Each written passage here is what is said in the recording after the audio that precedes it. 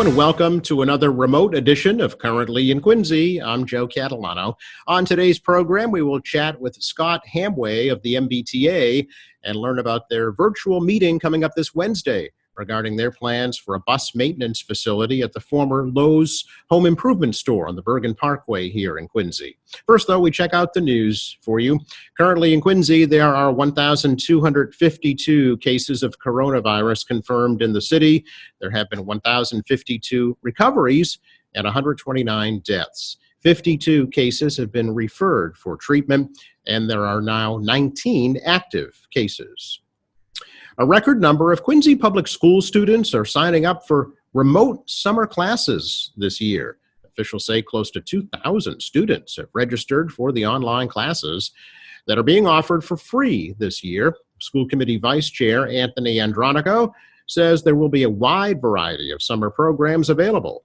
Mayor Koch submitted a plan to give every 5th through 12th grader their own Chromebook to rent for the year from Quincy Public Schools, so that if we have to go full remote, we're able to do that. Everyone will have the technology that they need. Some of the funding was also used for technology for teachers, so they can have their own platforms as well. But even if we don't go to full remote learning, this is an initiative we've talked about at the school committee for a while, that one-to-one technology / Chromebook to student ratio will allow us to do so much more in terms of learning than we have in the past. So I think this is a real asset for us, not just heading into this next year, but in the years to come. Officials say they believe many parents are signing up their children for the summer programs to help make up for the loss of classroom time due to the pandemic. A Quincy man is charged with running a major marijuana distribution operation out of a home in the Norfolk Downs section of Quincy. 37-year-old Yai Kwan Mai allegedly sold the drugs from 148 Oxen Bridge Road and 2 other Quincy residences. Police executed search warrants after a lengthy undercover investigation and seized a total of 254 pounds of pot and $300,000 in cash. The drugs have an estimated street value of $1 million. Mai was arrested after police stopped his BMW knowing that he had a revoked license. Drugs were found in the car and in the homes. Mai faces charges including drug trafficking and giving a false name to police. Reminder that buses are replacing MBTA Red Line trains between Braintree and Quincy Center through July 2nd. For some major improvements to the tracks and the stations. The T says they'll be upgrading signals, replacing track ties, trimming vegetation along the tracks, and upgrading the elevators at the Quincy Adams station, among other improvements. Commuters will be able to take the commuter rail from Braintree to South Station for $2.40, the same as a one-way subway ride. The buses will stop at all stations between Quincy Center and Braintree during the project. Well, the Quincy Farmers Market will open as a drive-through market at Pageant Field this coming Friday. Due to the pandemic, the annual market is being forced to offer drive-through service only. Customers must pre-order at quincyfarmersmarket.com and prepay if possible, and then drive through the market to pick up their orders. The market will be at Pageant Field Fridays from 1 to 4 p.m. Customers will be asked to remain in their vehicles, and their orders will either be placed in their back seats or in their trunks. A customer must wear a mask if they leave their vehicle. Well, a smaller version of the Quincy Granite Ball has shown up in front of Quincy City Hall. The small-scale granite gazing ball was found recently in a classroom at UMass Amherst. It's believed that the 17-inch high granite ball was taken from Quincy about 40 years ago as a prank by some graduate students. A professor found the ball in a classroom at UMass Amherst recently and contacted Quincy Mayor Thomas Koch to have it returned. On the base of the ball reads, "Erected in commemoration of the tercentenary of the founding of Quincy, 1625 to 1925. The mayor says he was pleased to get the ball back as the city prepares for its 400th anniversary in 2025. The smaller ball will be on display in the museum at Old City Hall. Coming up, we'll chat with Scott Hamway regarding a community meeting this Wednesday. Plans by the MBTA to use the former Lowe's Home Improvement store as a new bus maintenance facility. That's next. The year 2020 will certainly be a memorable one, for better or worse. While it seems the COVID-19 pandemic has brought the world to a standstill, life does go on. Whether you're working from home, trying to buy groceries, or keeping the kids entertained, life in Quincy continues, just in a different fashion. As life continues, it needs to be documented. In order to document and preserve life during the pandemic, the City of Quincy, the Thomas Crane Public Library, Quincy 400, and Quincy Access Television have partnered to form Quincy COVID Memories, a project to gather, document, and share stories and experiences of people living everyday life during the pandemic. We're asking you to share stories, photos, videos, and more that best represent your experiences during this unprecedented time. Your submission can be simple, but say a lot. Like this photo of a husband, a frontline worker, leaving for work at 5:30 a.m. Asked if he might step back during the time, he rejected the idea and said, "Someone's got to do it." Or this photo of a family out for a walk, just with added protection of face masks. Or this video of a family celebrating the 89th birthday of a loved one. These submissions tell the story of life during the pandemic. Help add to the story with your daily life. Visit www.quincyculturalmemory.com to submit your story today.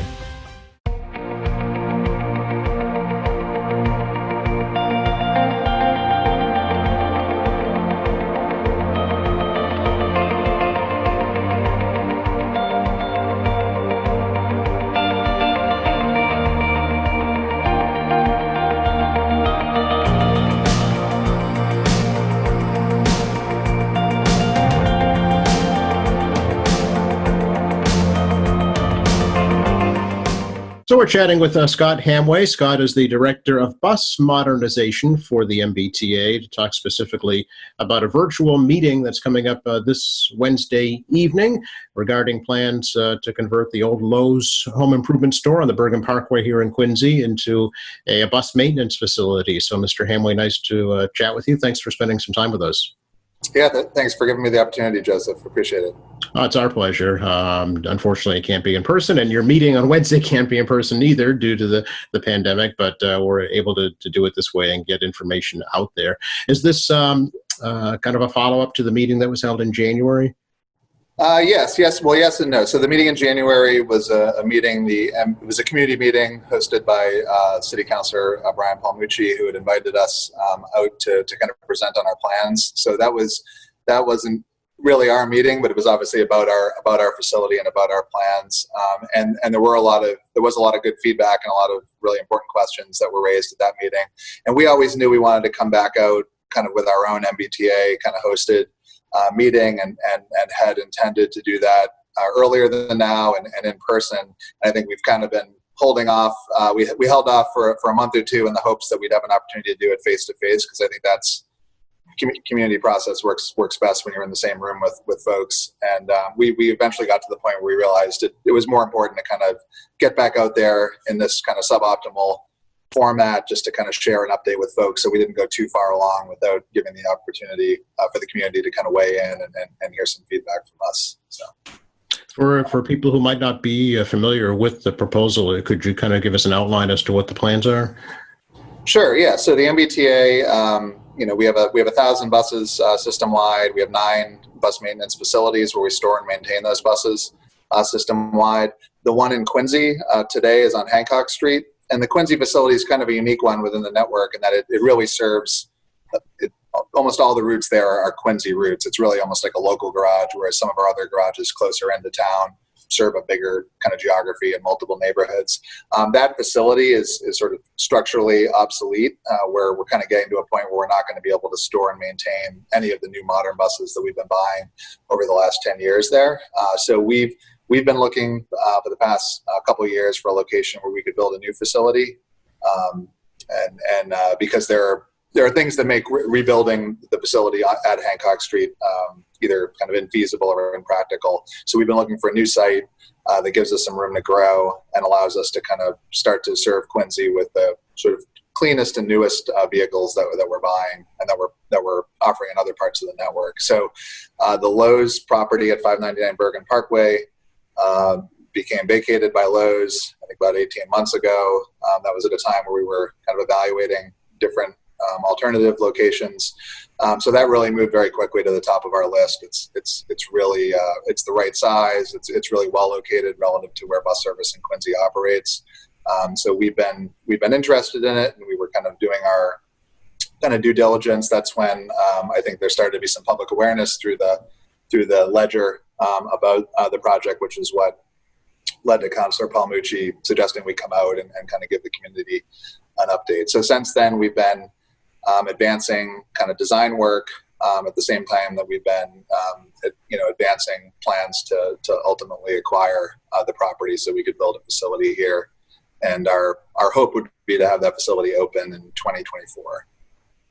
What would it actually look like, Mr. Hamway? What would the actual building, be? Would you use the building that's there now, or tear that down and build a different one? So we would tear it down and build a new one. The site, the property that Lowe's is on, is kind of divided into two halves by the town brook, which runs kind of underneath through the middle of the site in a culvert. So similar to Lowe's, we would manage the site the same way, kind of governed by the location of that feature, which is we'd have our employee parking on the west side of the site, which is where the Lowe's customer parking was. And then our building would be on the same side of the site that the Lowe's property was on. So our building it's roughly the same size. It's a little bit bigger because there's some of that, there was some of that sort of like open air garden center areas that Lowe's had that weren't fully enclosed. We'll be kind of in that space as well, but within a fully enclosed building. And then we'll be a little bit taller because we're going to have a top level of office space on the top level for MBTA office space. The building, we're shooting for something that looks kind of like like an office type building, at least from the community side, the back side of the building. There's going to be a lot of windows and a lot of glass, at least on a couple sides of the facility. We're going to show some very preliminary renderings at the public meeting on Wednesday to give folks an idea of what we're shooting for. It's really early in the process, so we're not saying this is exactly what it'll look like, but I think there's we recognize there's a real desire for the community to understand where we're trying to go with this. So we think it makes sense to show something that's preliminary, even though we know we run the risk that this will be the images that'll get shown in every news article about the garage for the next 5 years, even if our plans evolve. What would actually be happening in the facility, and how many vehicles would you be servicing? So we use these facilities to store and maintain our buses. Unlike most of our other facilities, as part of this program, which Quincy's the first garage, as part of this program, we're committing to having all of our storage and maintenance activities happen indoors. So if you go to other facilities that we've got buses kind of parked all over the place outside, even some work happening kind of in open air spaces. We've sort of committed to moving forward, having all of our facilities be fully enclosed. It's a better work environment for our employees. It's a better certainly in winter conditions for our buses, and then clearly better for neighboring communities if we're fully enclosed. So inside that building, we'd be fueling buses, washing buses, both exterior and interior. We'd be doing all but the heaviest maintenance would be taking place in those facilities. We have a facility in Everett if there's a real significant, like a crash or something, where we need to do significant repair work on the body of a bus. But most of the standard maintenance work would happen at this facility, and then we store them overnight or in off-peak times in the facility as well. The current Hancock Street Garage has 86 buses. We're looking, as part of this program, to always try to expand whenever we can, because our ability to run more bus service at rush hour when at least pre-COVID-19 there was crowding and people standing in uncomfortable conditions on our buses. We're always looking to expand the size of those facilities, because that was a barrier to us adding more service. We just didn't have enough room in any of our garages to add buses. So we're going to build a facility that is ideally sized for 120 buses. So that's a good increase over the 86.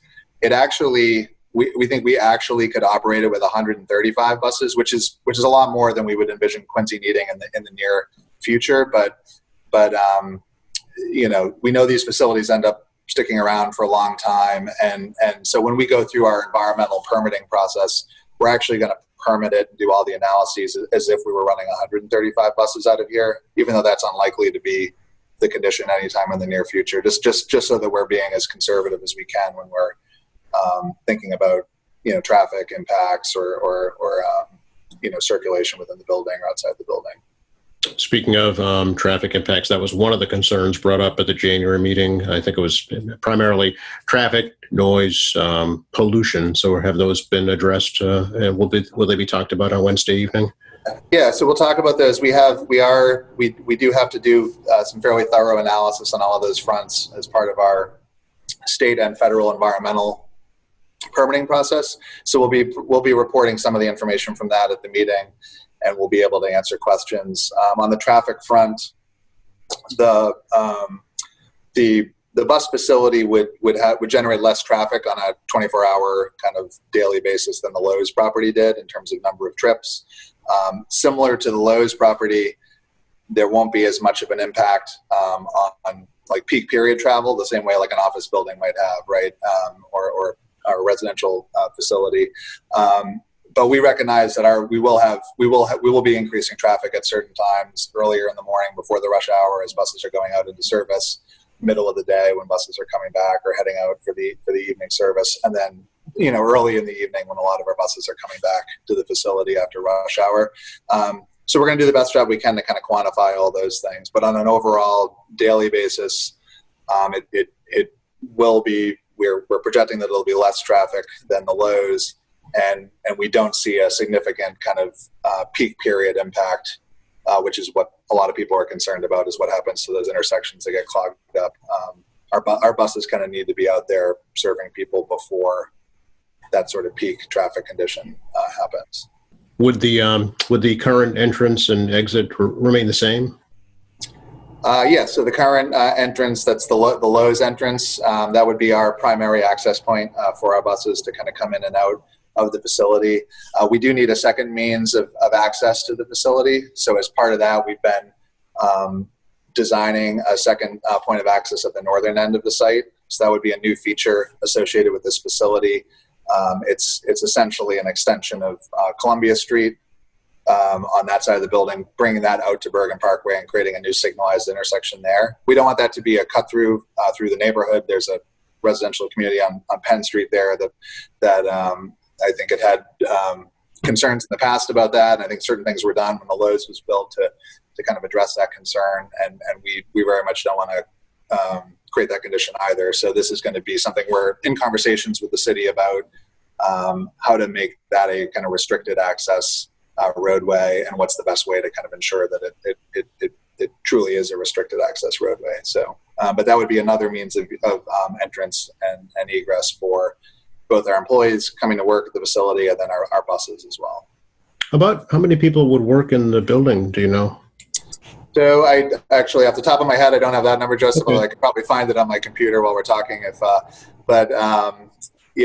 do have that in the presentation, but it's 120 buses. I think at our current Hancock Street facility, we may have somewhere in the neighborhood of 30 mechanics. So, you scale that number up, you probably got 40 or 50 mechanics. I apologize to anyone listening if I'm getting this number wildly wrong. And then, we've got, again, 120 buses. So that's going to be a number north of that in terms of how many operators we're going to be having. But they're not all going to be going, they're obviously not all going to be going to work at the same time. The parking lot can accommodate 235 vehicles. Which is more than we need just for our bus drivers and our mechanics, but will require us to get any employees of that office space or some percentage of the employees of that office space to be coming to work via the Red Line, which we would hope, given that's right across the street. And are these existing buses that you'll be housing, or new buses? Yeah. So right now the only buses we can store and maintain at Hancock Street are buses that were purchased in 2009 or earlier. So these are buses that are already 11 years old. So by the time 2024 rolls around, these will be buses that'll be, 14, 15 years old, which means they're kind of getting to that point where you're going to start to probably run into reliability issues, and you're going to need to replace that fleet soon. So that the problem right now with Hancock Street is the vertical clearance within the garage does not allow us to actually maintain anything other than that oldest vintage of buses. What's happened is our bus fleet has become low floor buses to accommodate wheelchair access on our vehicles. A lot of mechanical equipment went up on top of the roof of the bus, so the buses actually have a higher vertical profile now than buses built in 2009 or before. And even with those older buses, we have an image we show in the presentation. In order to maintain them, we can't actually jack them up all at once. We need to kind of tip them one end up at a time in order to kind of thread them through the obstructions above. So yeah, our expectation is that by the time this facility opens, we'll be looking to replace that fleet, and which would set Quincy up to get the newest buses that we're procuring. Which right now we're starting to we're investing in diesel hybrid buses. These are buses that are much cleaner than the buses we run out of Quincy today. We're able to actually run them on the battery off the engine for an increasing amount of time on their trips. I think up to as much as 25% of their runtime can be off engine now, which is great for noise. It's great for pollution, of course. And the long-term plan is to move to battery electric bus technology. So that the T has made a commitment to move towards a zero emissions bus fleet. So all of these facilities that we're building, in addition to them being entirely indoor facilities, they're also going to be facilities that can accommodate a conversion to battery electric bus technology. Even though right now we're not optimistic that technology will be quite ready by 2024. We're piloting a couple buses right now in Roxbury. We have 5 buses that we're piloting with that technology, and what we're finding is during the very cold days, we're losing a lot of the charge that we charge up overnight. We're using, we're getting about 30% of the range or the miles we can travel on a winter day compared to like a warm day. So that's an issue that right now we wouldn't want to commit to an exclusive battery electric bus fleet while that's the situation. But the battery technology is improving, and I think that that we're hoping that it's not going to be too far off after the opening that we could start to buy battery electric buses, and the Quincy facility will be the only one in the network that can accommodate an entire fleet of those when it opens, which sets Quincy up to be the first place to get the really clean, really quiet battery electric buses. Will there be an actual bus stop at this new facility? Can folks board and get off right there? Yeah, we have a couple of routes that do stop right across the street at Quincy Adams. Okay. But yeah, no, this is not. It's not. I think just really because the red line's right there. It's not. Yeah. It's not envisioned as a place that's going to have high, bus demand to kind of board a bus right at that location. But we are actually within the next month, we should have a crew out there actually making improvements to that intersection, the intersection between Quincy Adams Station and the Deco Apartments and the Lowe's, making it safer for pedestrian crossings, restriping the crosswalks, putting in new signage, having the sort of lead pedestrian interval, which gives the pedestrians, a couple seconds before the green light hits for traffic, which is a real safety improvement for pedestrians. So we are making some improvements there that'll make it easier for current residents and people using the site to get over to Quincy Adams.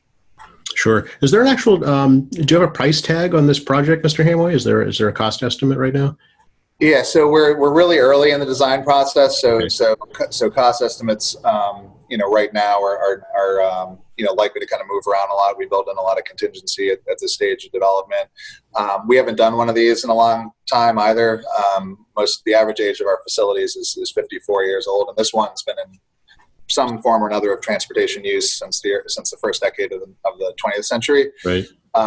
But yeah, this is a facility that almost certainly is going to be north of $200 million to construct. So it's a big investment for the MBTA. I think that's one of the reasons why why we do have so many old facilities. They're not inexpensive facilities to kind of rebuild, and in most cases we're not we're not in a position to kind of necessarily move to a new site to rebuild them. That was something where we were fortunate that this Lowe's property became available, particularly given the challenges that we'd face if we were trying to rebuild at Hancock Street. So can we talk about the actual meeting coming up on Wednesday, the virtual meeting? We should remind folks, I believe it's at 5:30 in the afternoon. How will it work? Right. So the way it works, and folks can go to, if folks go to mbta.com/events, you can scroll down to the June 24th date and find a link that will take you to all the information for the meeting. The way it's going to work is we'll start at 5:30, and I will give a presentation that I will attempt to keep to under a half an hour, where I will run through slides that kind of talk about our overall program goals, talk about the meeting back in January, and try to respond to some of the issues that were raised there, and then kind of give an update on what our thinking is and what some of our planning work has done around the site, and then talk about next steps. So I'll do that, and then and this is my first time doing it as well, but the plan would be that folks within that meeting will have a couple different features within the web conference tool we're using, which is GoToWebinar, where they can there's a feature where they can press a button that effectively raises their hand and shows that they want to make a comment. And and then from our end, it does that in order. We can tell who raised their hand and in what order, so we can call on people in sequence. There's also a questions feature. So if somebody doesn't want to actually have their audio turned on and actually ask the question audibly, they can just type in a question, and then I can read the question out to attendees and then answer it. So I think what we'll do is, we'll do the presentation. We'll then try to hold the questions till the end, unless it's a technical question where someone's having trouble with their web conference interface, and then try to run through the answers in order. And then because it's a virtual meeting and because we're not tied to a physical meeting space, where we figure it makes sense to give folks the opportunity to participate outside of that 5:30 to 7 p.m. Time frame. So I'm actually going to be recording the presentation in advance, and we'll be posting that to our website probably a day beforehand. I don't know exactly the time on Tuesday, but at some point Tuesday the presentation should be uploaded, and you'd be able to kind of consume the presentation and then submit questions via email in advance. And then on Wednesday, when I'm giving the presentation live and answering questions, I will also pull up the questions that came in the day before and answer those as well. Will you be able to email back to questions if folks can't actually be at the actual meeting? Yeah, certainly we can do that. And I've got actually, when I got off this interview, Joseph, I have a couple emails that have come in from Quincy residents about the project that I want to try to get back to them before this airs on Monday and before our meeting next Wednesday. So yes, people can always email, and we'll always respond. But I think that if time allows, we'd like to try to respond in the meeting as well, so everybody participating can kind of hear the questions and answers. In addition to kind of getting back to them. Sure. And will the meeting, once it's completed, will it be also posted on the website? Yeah, so we're recording. I know there's a recording feature on GoToWebinar, so I assume we'll be recording it and then putting the whole thing up there again. Again, this is my first time doing it, so I'm assuming that's all gonna work well. It should make our life easier as far as kind of documenting what happened at the meeting. And I don't know what'll happen to the pre-recorded version. Won't have my face on it, so some people might prefer to just go to the thing I'm recording for Tuesday's publication. But yeah, we should have everything saved and up on the website. Great. And I want to remind folks also that we here at Quincy Access Television will be carrying the meeting live on our channels beginning at 5:30 on Wednesday afternoon, and then replayed on television, in the days afterwards as well. They could go to our website, qatv.org, to get that schedule. But we're happy to be able to bring it live to the community for folks who don't have internet access. That's great. Yeah, and I know you were there last time, and I think that's that's really great. I mean, we want to ideally we'd be out there in person. I think it's always better to kind of hear people face to face and have those conversations. So I do feel bad that we're not able to do that this go around, and we certainly at the MBTA commit to coming out. Whenever there's a community meeting, if there's a Tenants Association meeting that people want us to come out and give an update on the project, I'm committed to doing that, once it's safe for all of us to be able to get together in the same space. Obviously, right. So what is the timeline after the Wednesday meeting, Mr. Hamway? What happens then? So early in the summer, sort of over the next month, we should be filing our environmental review documents to both the state and federal government agencies that review those. So that will, there'll be a sort of public, there's usually like a public comment period associated with those, and those documents would become public and on our website. So that'll be happening over the summer. We are moving through what we call the 30% design process. We're at about 15% design. We'll be moving to the 30% design process in the fall. So that's and we're in the process of procuring a designer to take the project all the way through 100% final design, and that would be another kind of year beyond the 30% design. And then the plan would be to break ground on construction in early 2022, and then it's about a 30-month construction cycle, which would have us opening in mid 2024. Somewhere in there, we need to obviously still acquire the property, although the MBTA last month did take control of the Lowe's site through a lease that we've entered into with the current leaseholder. That's for other uses, not our bus program, but our sort of capital acceleration for the Quincy Adams Red Line garage. We identified that as a kind of a logical site for overflow parking. Obviously, Red Line ridership where it is today, we don't need that, but the expectation is that we'll hopefully get back and it'll allow us to be able to advance that garage project more quickly and shut down more of it by having that overflow parking. And the T has sort of like perpetual capital spare parts needs, some of it associated with the new red and orange line cars we're buying. So the Lowe's building, which now that it's vacant, it's this really kind of pristine open warehouse. It's a really great site for storage. So we'll be storing some things in there, in the near term. But the long term plan is to acquire the site for this garage. Very good. Anything else you think is important that we should share right now?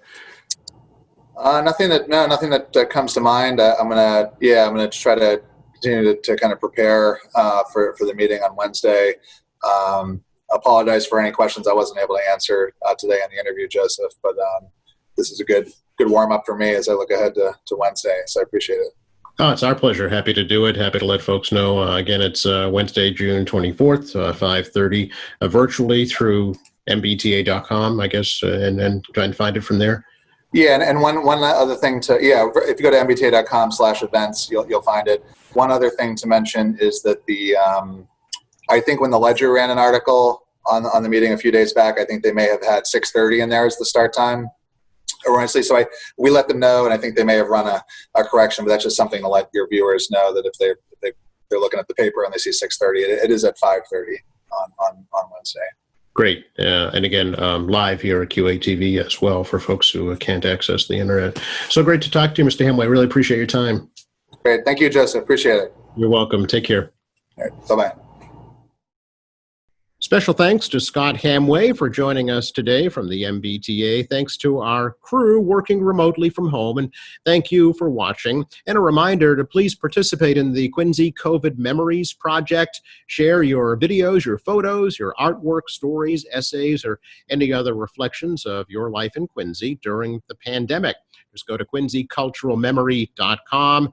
or send your submissions to the Thomas Crane Public Library, attention Local History, 40 Washington Street, Quincy, 02169. And please do visit our newly redesigned website. It's qatv.org. You'll find our latest programs, news and information, now offering online classes, video on demand, and live streaming. For all of us here at Quincy Access Television, I'm Joe Catalano. Please stay safe.